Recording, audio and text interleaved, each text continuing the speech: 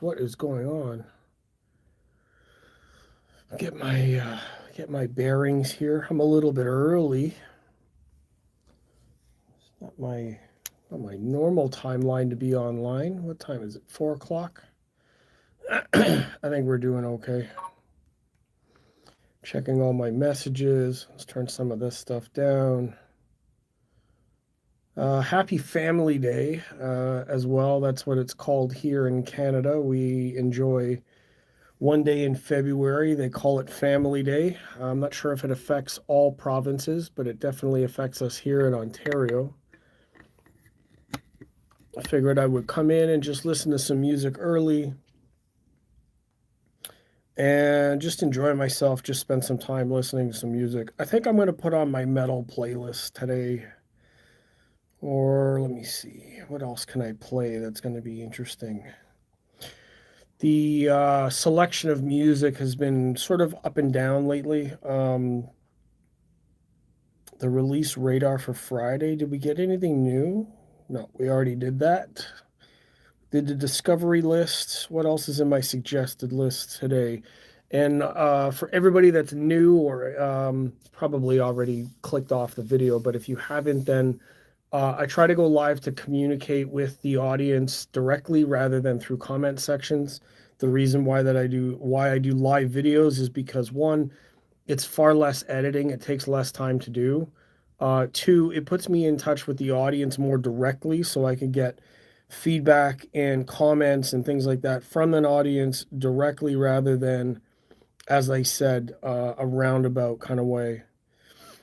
Dealing with people in conversations a lot easier than trying to decipher comments as far as I'm concerned.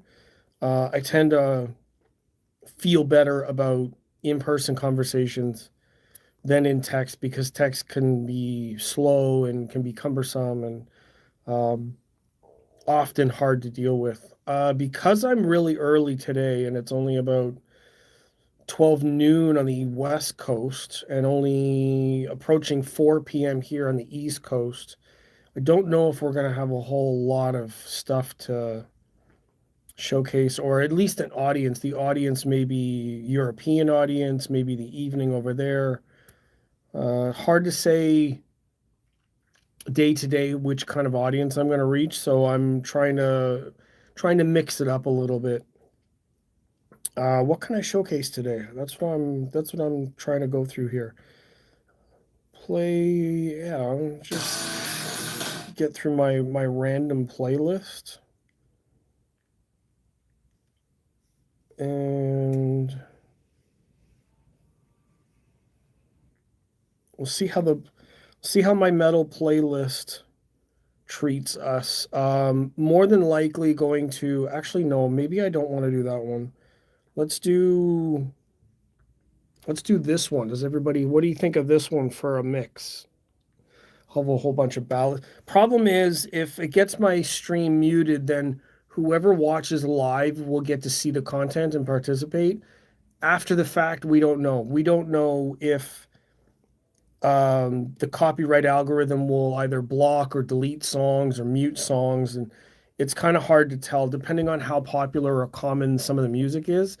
It's hit or miss whether the videos will stay up as is or not. And I come here to just hang out, talk with friends, and answer some questions, get into conversations, and explore some of the topics that are out there, whether they're controversial or unclear, or by definition, if we can make sense of things. There's a lot of comments that happen in videos and Facebook comments and feedback and stuff like that that seem to go astray. Like the most recent one was people scoffing at the Arundel speakers being $8,000, saying that the SVS towers are a better value. And there's a debate there because obviously it's subjective and you never really know if they're going to be worth it or not.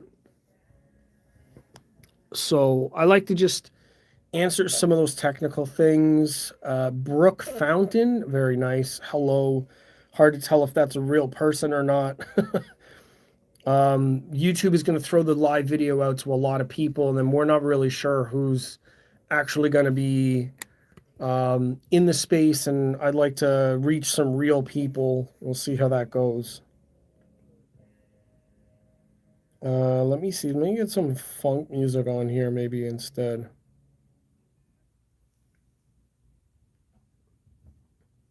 I'm gonna do this one. We're gonna do this playlist. Have a good. What is that? Have a good. Have a good day. And holy Jesus, could you pick a longer name?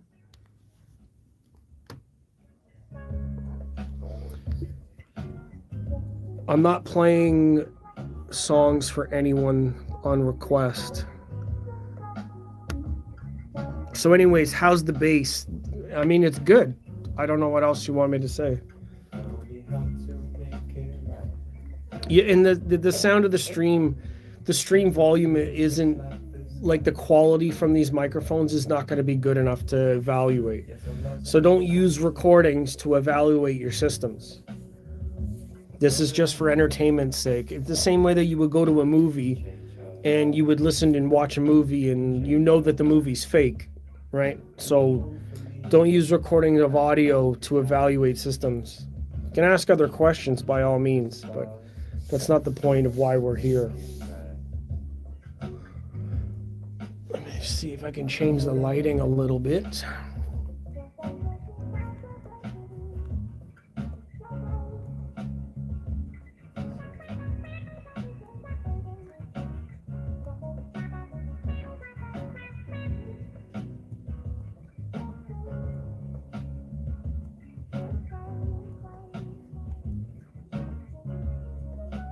Yeah, that's a little bit different. Terry Pax, hi bro, I got a surprise for me. Oh, really? Do I know you?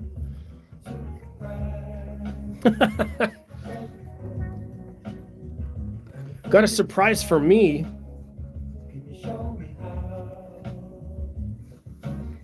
Oh, this guy.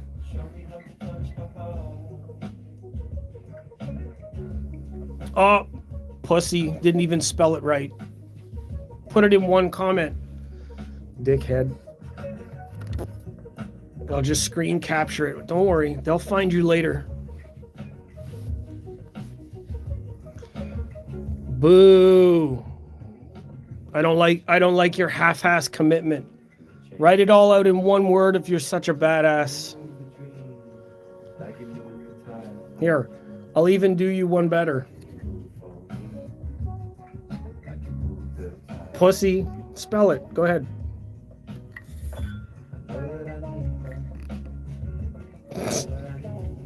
Dumbass. For anybody else that's not, able to see the screen or chat, or they see it later on, someone by the name of @TerryPax,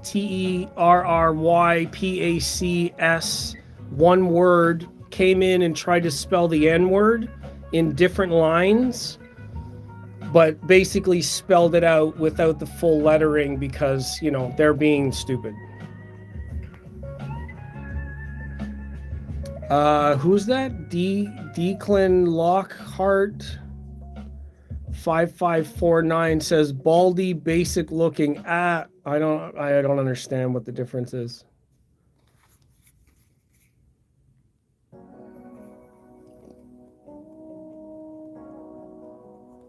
Don't understand the point.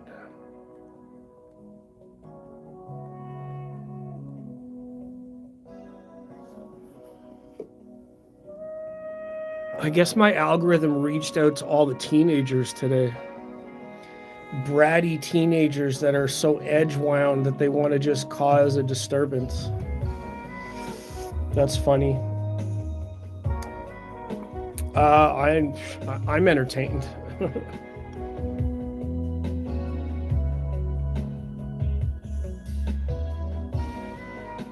If anybody's curious and you want something else to take a look at, go ahead, add on the Instagram side some new songs that were produced this week. Not all that popular, very, very experimental. I enjoy them, but that is what it is. Can't expect the world out of a first-time experiment.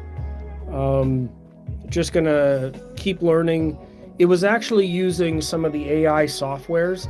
And I know that AI is a big, point of contention these days. A lot of people aren't, they're not too thrilled at the idea that AI could be taking over from real people and taking jobs or whatever that case may be.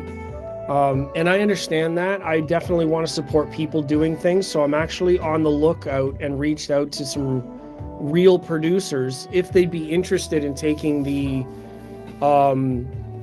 song concepts and then developing them into something like a real song. Same with different genres. I mean, drum and bass is all electronic anyways.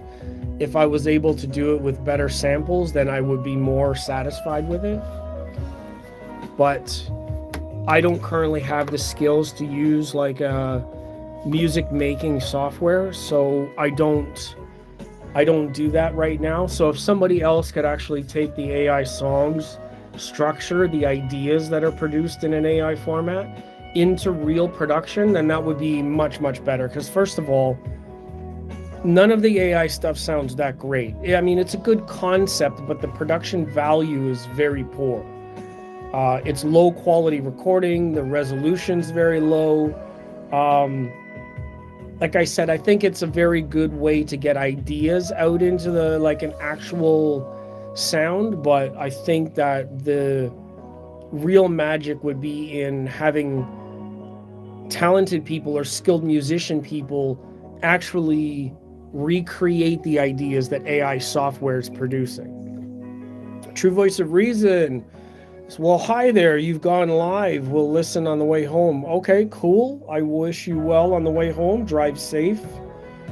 Yeah, I'm a little bit early today. Typically, I'm not on until 6 p.m. And today I just feel a little more energy and I thought I'm going to get in and listen to some music a little bit early. Have some fun in here. It's kind of warm today. I did go for a walk. There was a video posted already today.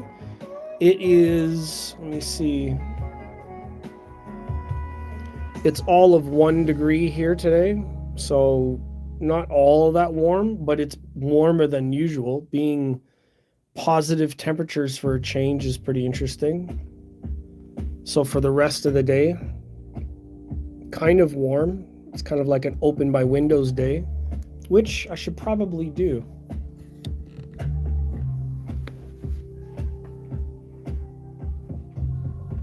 So you're standing there with a reckless smile. Get a breath of fresh air in here. So I've opened up the window now and just kind of scrolling through the music. It's I'm just listening to some chill music today. I just need to vent out, relax. I won't be on for very long. Probably make this only about a half hour-ish, depending on who shows up. Not a lot of people are chatting today. There's a lot of, I get between 4 and 7 people listening at a time, and then most of the time people will come in, take a look or listen and then leave, which is fine. And I think some other people put it on in the background and then just listen. Oh, to someone who commented the other day, I have a tape measure in every room right at my hand. So if there's ever something that I have to like double check or I'm moving stuff around, then I'm always able to I think it was my buddy Scott, he was talking about it. True Voice of Reason says it's 39 here, but in those pesky other units, yes. Yeah, I have some snow last night. Wow. Still snowing down there. I know that it's still a bit cold in the area, and we won't get out of it for another couple of months. So we just have to strap in and be ready for it. Can I put on the music setting? I think it flickers too fast. It's my problem with this.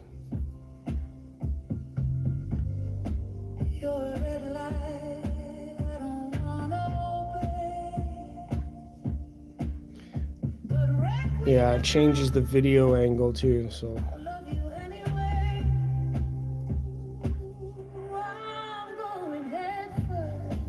Anyways, I'm gonna make the lights that interesting. So I have an SVS sub too. Love it. Amazing. That's the username there is Grandma Gertrude. Wow. I'm sure that that's not your real name, but yeah, I hooked up 2 of them. And they're only in the room to fill out the bottom, the very, very bottom, because these Kefar 11 metas reach down to about 25 in here. Not as of measured, but as reported. And I don't really need that much more base. So the sealed subs help to balance out the room because it's a relatively small room. Every room is going to have base nodes, and it just depends on at what frequency and where. So using extra subs in a sealed format helps push that lower end where the towers might create some sort of bump somewhere. Having them shift off a little bit in the phase or frequency, more so the phase, allows me to fill in some of the bottom nodes so that it rolls off more naturally lower rather than steeper.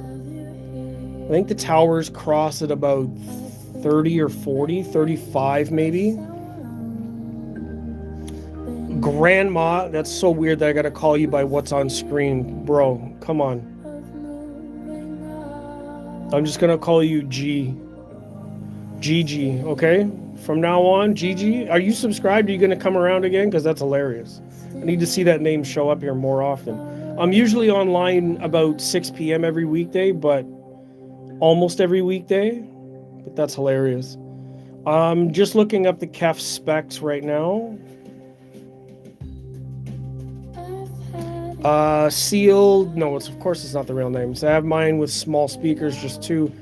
Exactly. I only have them about a third tune. Exactly. That's, yep. Sounds about right. Kef LS50s, they don't give much bass. Well, 50 hertz maybe. Right? New sub here, AA. Nice. Thank you very much. And I mean, if I don't do well and you're not entertained, not in like that Roman Colosseum kind of way, but just in general, if you don't really like it, then don't stay subscribed. It's fine. Yeah, so they're about 46 plus or minus 3. The plus 6 is 30, so that's 14 hertz down, and then they're saying typical in room is minus 6. So this is anechoic and this is in room. So right, so you're looking at about 30, what is that, 14 give or take, right? So that's with the towers, and the subs are playing from 40 and below.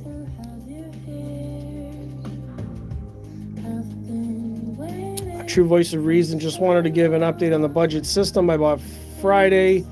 The B speaker button works fine. The A button is wonky. Turntable won't turn on. Oh, that's crazy. So I guess that's why it was such a good deal.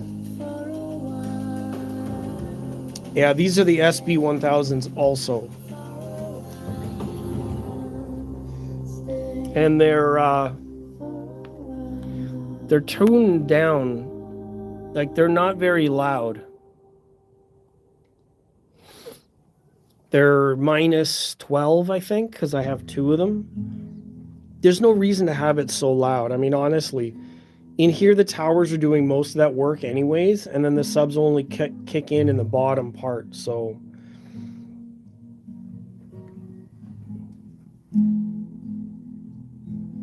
Always grills off. And the same, I got the white speaker finish to match the speakers. I had Arundels in here first. The Arundel towers were white, and now I'm using the Kefar 11 metas, which turned out to be a better balance for my room. These are the amps. Those are Buckeye Audio Purify modules.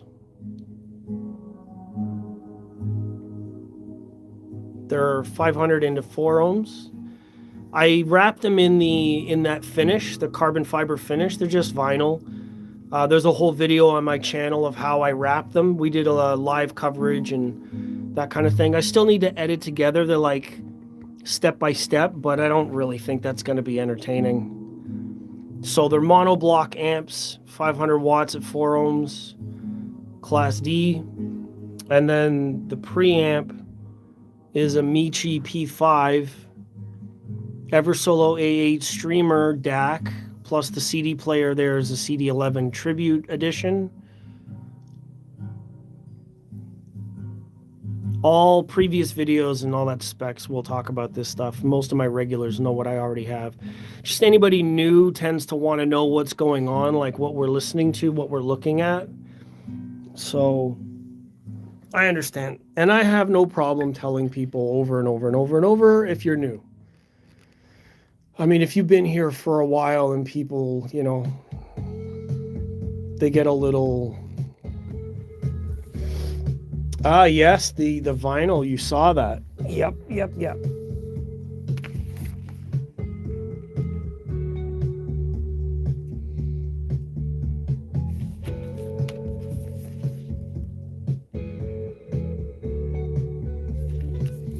I have two of the Meshuggah albums. Also these two.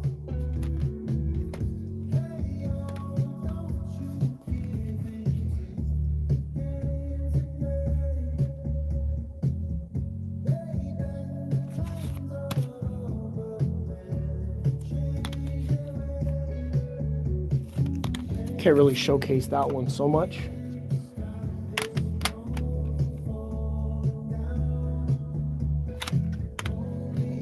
Can't see any of the names. This one you can see. French-Canadian band from Montreal. Pretty. That's metal music for you. So I picked up an old Cambridge CD player. Can't let go of the CD collection. Arcam. Oh, Canadian, yes. Canadian. I am in the Canadian area. We have snow on the ground here. I just posted a video today talking about the reason why I do online like video demos, where some people say that they're a waste of time. They're not genuine. Meaning not like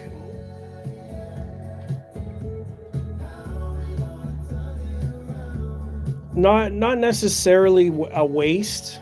So there's the, hold on. There's the channel. That's the video there. So recording versus reality.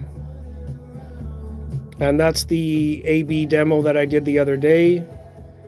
So a couple of the songs that I posted online as well. I don't expect to get much response from those. It's a different audience. But that one I just posted today, talking about like audio recordings in room versus in-room demos, like listening to it yourself. In Saskatchewan, yeah, but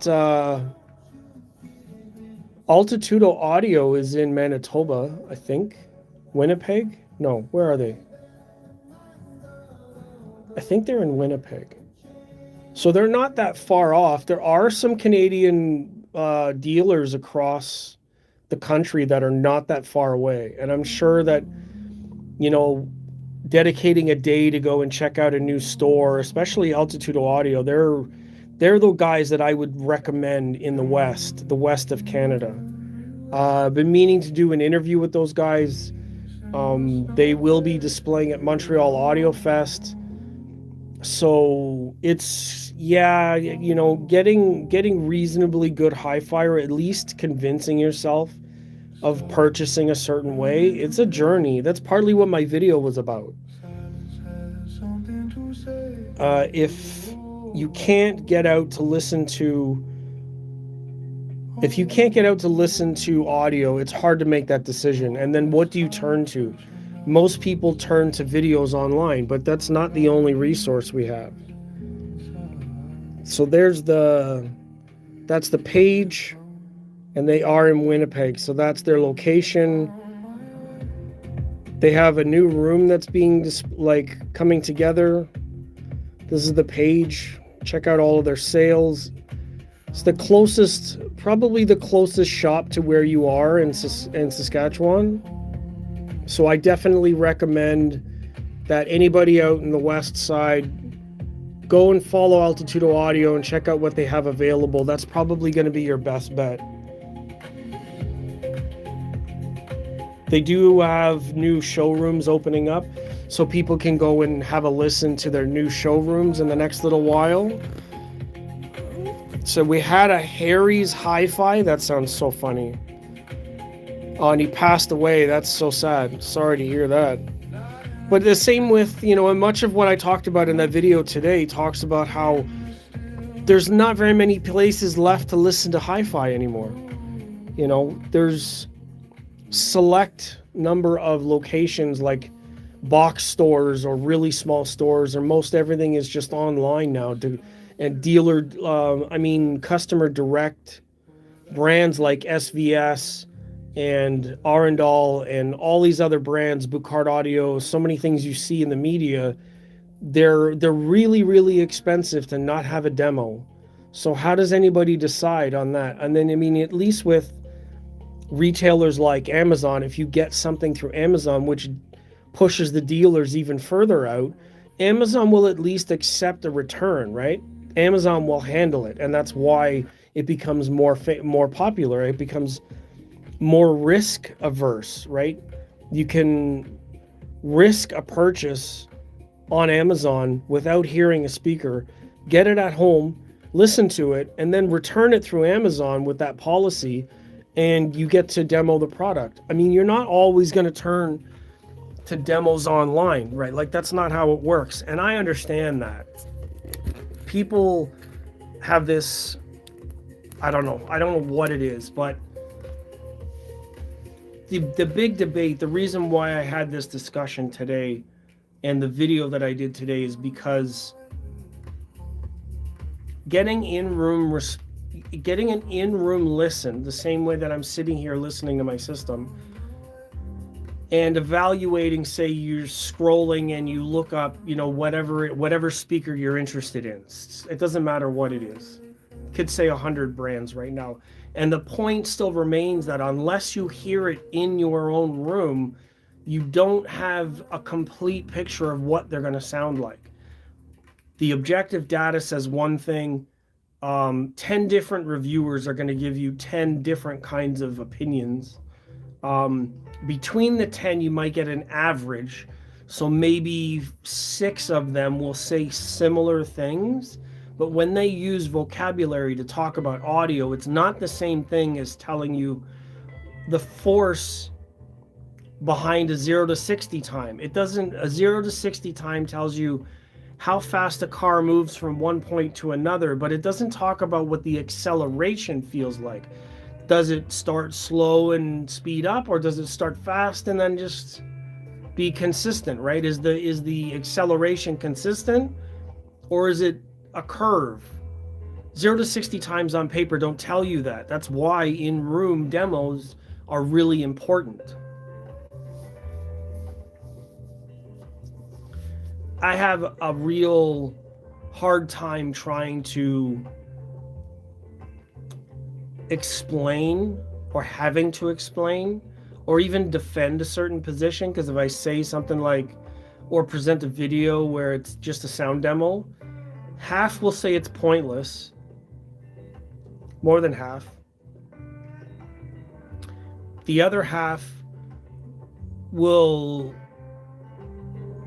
I wouldn't say half, maybe it's in thirds. So 30% are going to say useless, 30% are going to say it's great, and then there's going to be another 30% in the middle that understand more about why we would have a demo online, and it provides a context to paint more of a picture of what things sound like. So it's difficult, and it's a resource for people who don't have stores close by. It makes, that whole process and the idea that now people make content online functioning as a absolute, and it's not. It never has been. The same reason why I talked about the car, right? Like, you won't know how a car responds truly in a feeling way until you drive the car. And sometimes it's too late, sometimes you can't figure that out till you get it home. And then you drive it and you're like, oh, this doesn't feel right. Sometimes you'll keep it, or you'll find other things you like just to deal with it. But I mean, ultimately, your feeling and your experience is going to be in that moment only when you have it on all of your own stuff. With audio, it's complicated because there's 30 different components that sometimes go into the audio system.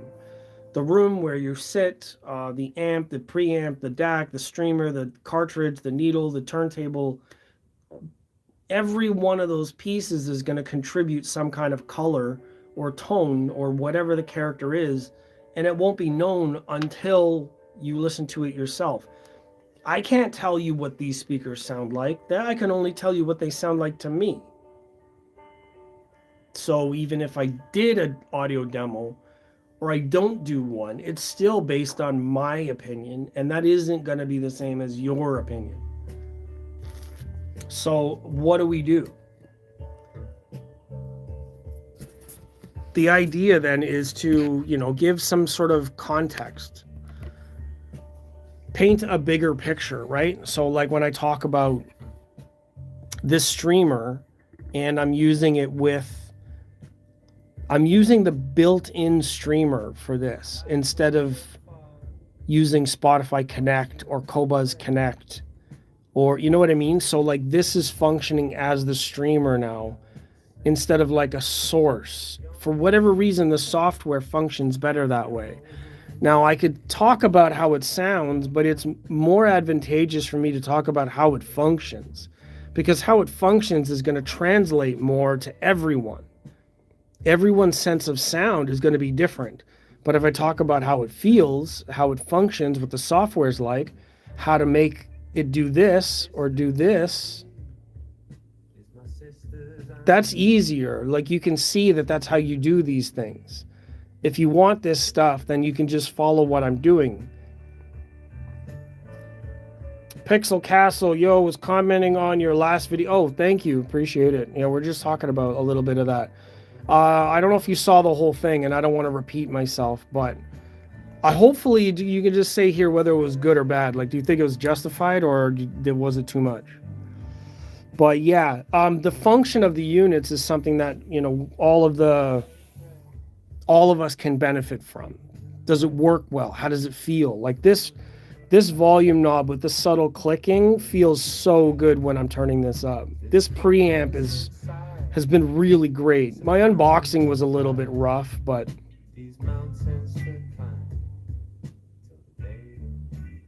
oh, cool. Thank you. I appreciate the walking. Yeah, I need to do more walking.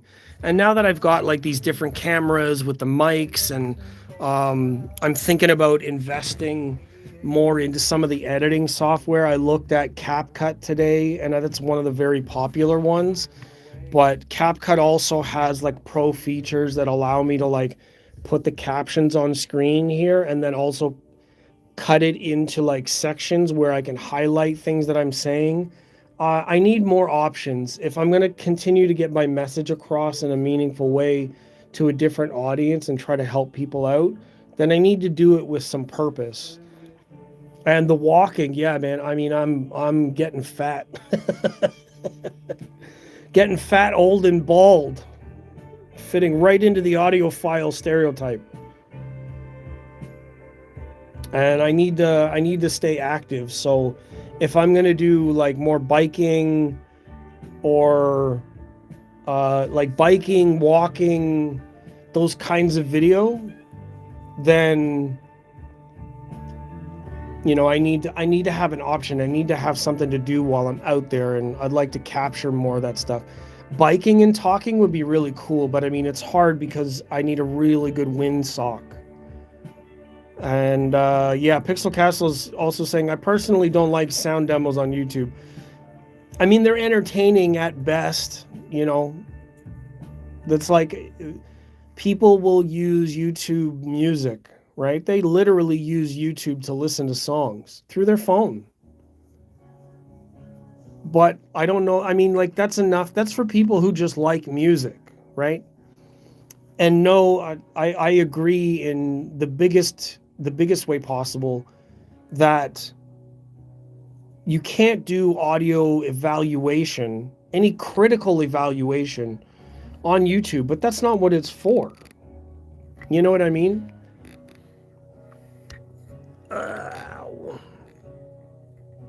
I wish I could do like dual cameras.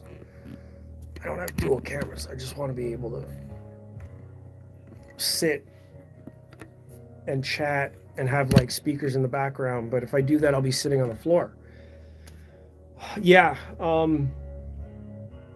Sound demos on YouTube they're not reliable. It's not like the whole picture. Any sound clips or demos, like Ron at New Record Day will do them, and I mentioned that he has a very good microphone. His setup is consistent. He's doing all the scientific things, but even his recordings of the stuff only gives you an in-video comparison. So Aaron started doing white noise comparisons, and yes, that's the same thing. So here's the difference between what Aaron's doing and, like, say what I did from a couple of days ago. Aaron's comparisons are side by side. They're edited one after the other. So it's like 10 seconds and 10 seconds and 10 seconds, A, B, A, B, A, B. That's the right way to do comparisons. But that's still only what his recording captured. White noise in person would sound even different from the video, right? That's what I'm getting at in terms of what is online. Yes, you can hear a difference, but no, you're not hearing, it's yes, you're not hearing. Anyways, language is difficult. I'm saying you're not hearing reality, even with a good recording. Like, there is a line, but who doesn't know that? I don't think anybody's really confused with that. Like, this isn't my real face. If you see me in person, it's different because my face is 3D. This is only 2D. It's not going to look the same. Same with TV videos. I only like the side-by-side comparisons. And even in person, it would be better because your eyes register color differences better than those cameras online. So the reason why we watch movies and we're interested in things like that is to not think that, like, if you observe Google Maps and you follow the road around the beach, that doesn't mean you visited Hawaii. It just means that if you ever got there, you would know a little bit more about that street, right? When you're listening to audio demos on YouTube, it only paints a small picture versus like my video versus somebody else's video versus somebody else's video versus somebody else's video. And this person said they sound like this at this show, and then that show, and that show. It gives you more to draw on. It's only more context. If 45 out of 100 people said it was good, that might not be enough for you. But like, if 85 people out of 100 said it was good, chances are you may like it, but then there's still a lot of that 15% that you're never going to know. You got to listen to it in person. This is the argument. And yes, that's always been true. There isn't enough anything online to change that fact. But I don't know anybody who believes that. Does anybody turn on a recording and think the recording sounds exactly like reality? They turn on a video and go, yeah, that's what they sound like in person. Not a chance. I think music is too complex to hear differences between speakers and YouTube. So part of that is there's too many things in the way. but that's always true, right? Like it's not even, to me, it's not even a question. That it, like when I'm recording videos, I'm not even pretending it's going to be real, right? Like I'm only doing it for entertainment's sake, right? It's not even that the music is complex. It's just there's too many things going on between my room and your speakers or headphones that are changing the way it's recorded, right? It translates something, but very, very, very far from reality.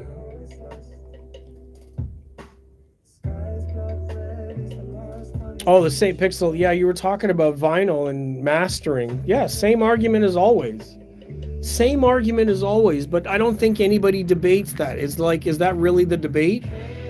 Because the concern is like when you hear these speakers in this video and it sounds good in the video, does that mean it's worth buying? I don't know. That's not why I record it that way. And if I give my impression or opinion of them in the room, my impression of what I'm listening to is not coming from the recording, right? I'm not listening back to my recording and going, oh, it sounds great on the recording, and then this is what I heard. No. The recording is just there to start a conversation, and then after that, because you go out and find a demo. But a lot of the problems that we're having, like what's his name, like Gigi was saying early in the comments, saying he's in an area where they can't get hi-fi.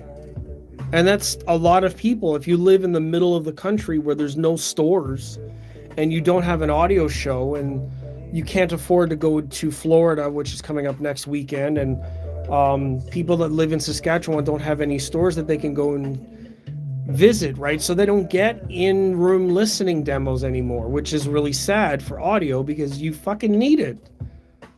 You 100% need to hear it in person. And then even then, if you're going to talk about the difference between digitized vinyl and old analog mastered vinyl, that's a whole other level further deeper than just trying to reach people in the middle of the country. Like, we have to put a scale to these conversations. The first level of interest is get people interested and then help them listen to it and then help them figure out what everything sounds like and then help them understand the difference between streaming and vinyl. Like, Jesus, you have to start somewhere.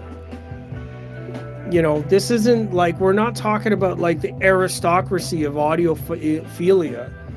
We're talking about grassroots, just walked in off the street kind of people that are looking for something that they can listen to music on. Bare bones, no label, bulk barn kind of purchasing. I have zero things to say to people with 40 years of audiophile experience. I can't. I don't feel like even my level of experience is enough to sit and really analyze what those people must know after listening to vinyl for decades and having all this and this pressing and that pressing, and you know what I mean? Like, there's so much more experience. But even with 50 years experience, they still can't tell you what your own system will sound like. That's impossible. So while they can sit on a soapbox, it's still just opinion. The make it or break it is listening to it in your own room.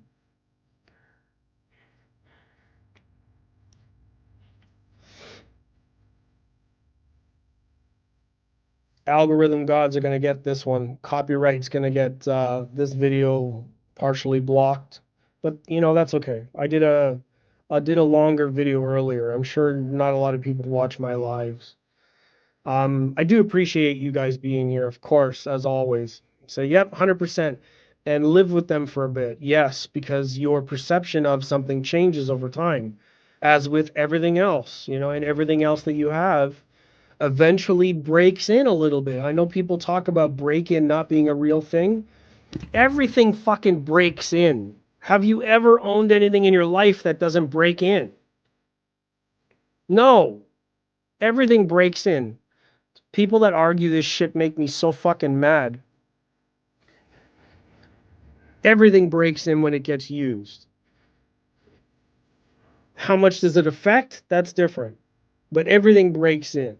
So the first thing that comes out of your face is not break in is false. No, break in is fucking real. That's physics.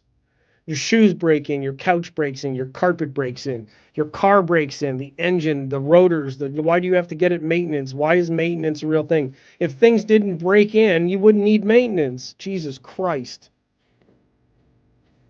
The answer is yes, there's break in. The debate is how much it affects. When people talk about burning in cables, why do they use the term burn in instead of break in? You don't break in cables because nothing's moving. Why is it burn in? It's frustrating because how you discuss these things create more noise than they do answer questions. And I love answering questions to the best of my ability, but I can't stand correcting arguments. But then again, if I don't stand up and say, hey, the way that we talk about these things, break in versus burn in, you know, how to understand that the right way. And then, of course, it comes down to like, where are you in the journey, right? Did you just grab a pair of Edifier speakers from Amazon? Okay, cool. Asking that question's not in your wheelhouse. Don't even worry about it.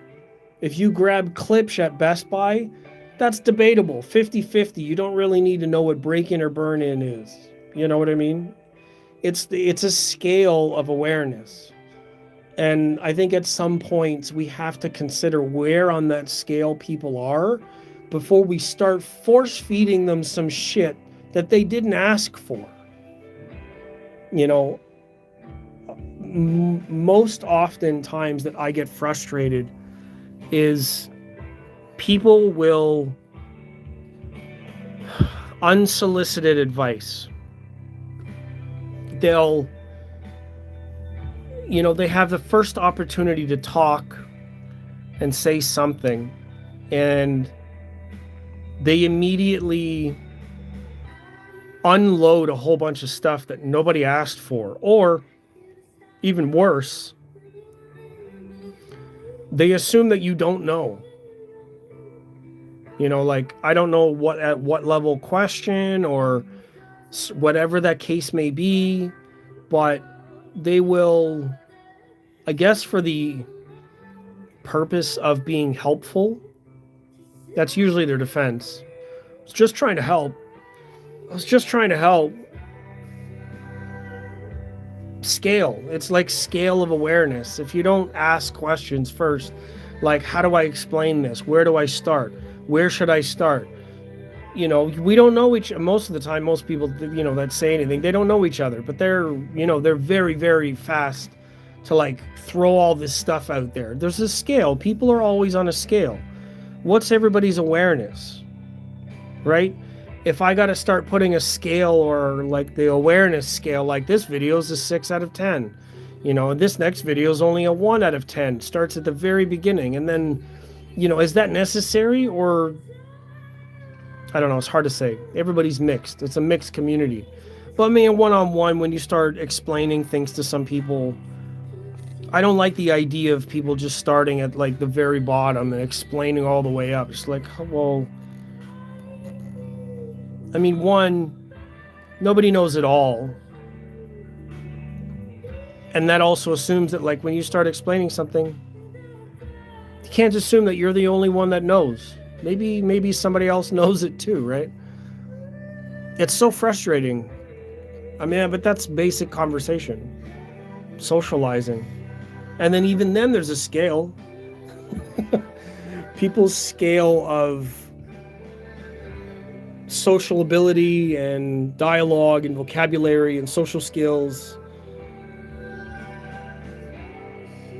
Yes, Pixel's saying there are definitely levels of audiophiles. Yes, there are. There are levels to everyone. But there's also, thank God, there's a way to talk to people. There is a way to navigate through those conversations called manners, polite etiquette, audiophile etiquette, basic social civilian etiquette, right? Etiquette is the method by which you interact with your social peers. Etiquette is the kind of thing that we need to teach more than the technical difficulties in audio, because it seems like that's the part that breaks down more than the capacitors in your streamer.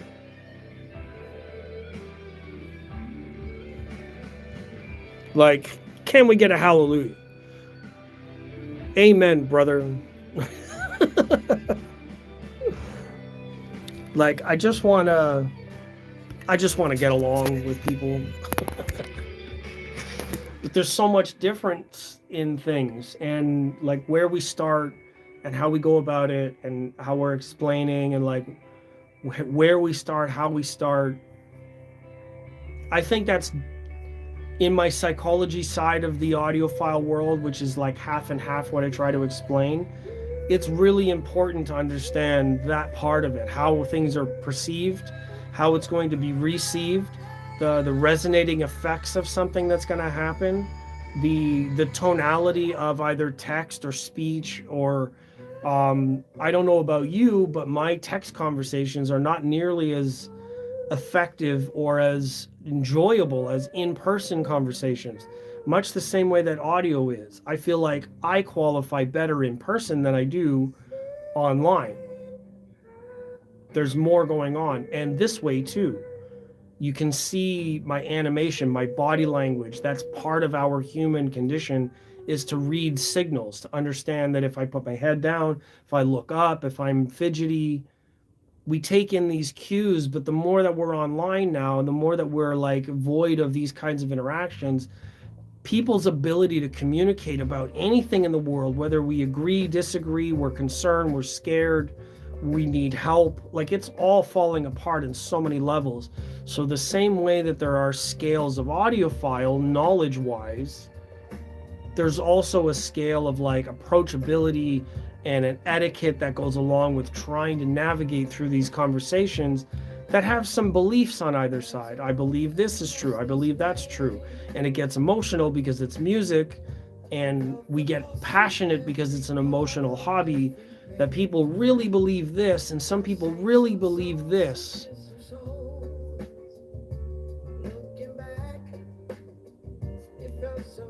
It's concerning, and all I can do is present in a way that kind of splits the line, and it offers enough people something in the middle where it's a little bit of this and a little bit of that, because it's impossible to make everyone happy.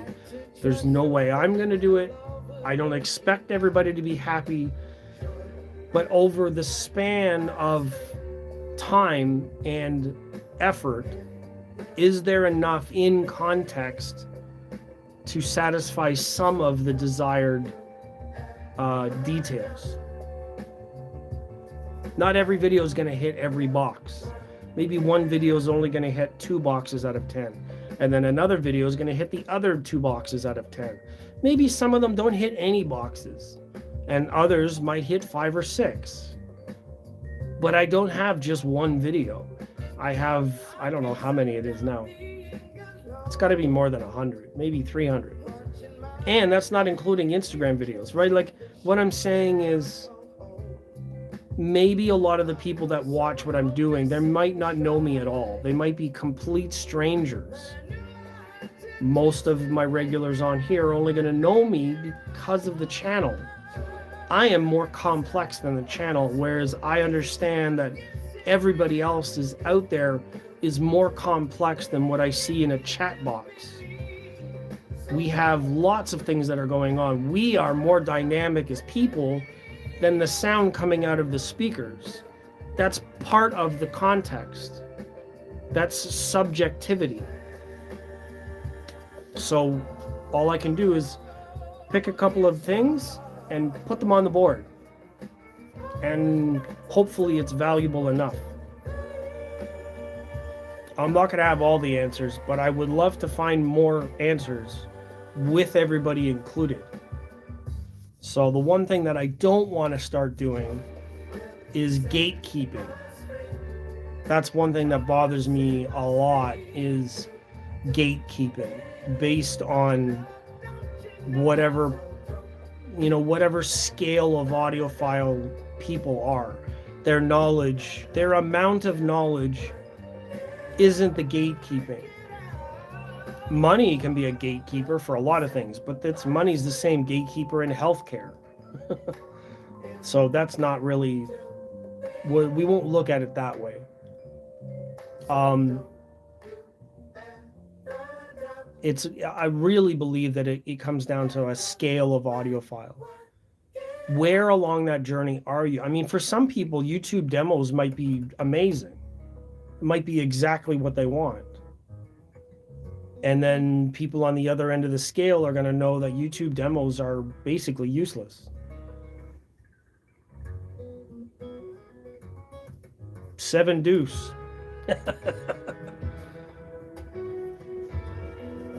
Can't satisfy everybody.